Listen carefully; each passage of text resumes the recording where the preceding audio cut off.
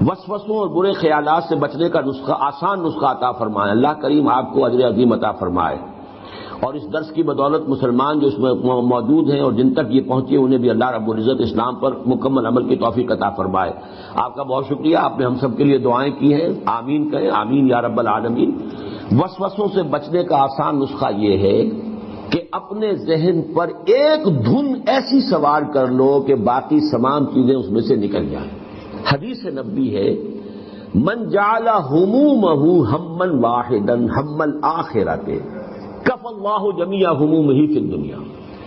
یعنی اپنے تمام تفکرات کو ایک فکر میں گم کر دو اور وہ آخرت کا فکر ہو۔ جب سارے فکر اس کے تابع ہو جائیں گے تو ذہن ہمیشہ اسی میں لگے گا۔ نماز میں بھی آپ کھڑے ہوں گے تو جب دوسری چیزیں سب کی تابع ہو چکی ہیں تو اب وسوسے نہیں آئیں گے۔ لیکن اگر آپ نے اللہ اور دین اور رسول کو تو دماغ کی ایک گوشے میں گٹھڑی میں باندھ کے رکھا ہوا، باقی سارے دماغ پر قبضہ ہے دولت کا، شہرت کا، وجاہت کا، رشتوں کا، حیثیتوں کا، تو ظاہر بات ہے نماز میں تو پھر جو دماغ میں جو ہوگا چکی وہی کچھ پیسے گی جو اس کے اندر ہے، آپ نے ڈالا وہی وہ ہے۔ تو نماز میں یہی ہوگا کہ آپ جو ہیں وہ کہیں گے کچھ الحمدللہ رب العالمین الرحمن الرحیم، اور خیال یہ ہوگا کہ فلاں جو ہے میری دکان پر فلاں چیز ختم ہوئی تھی، وہ آیا تھا گاہک میں نہیں دے سکا، اب مجھے جا کر خریدنی ہے،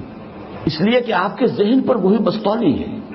تو ہونا یہ چاہیے کہ فکر،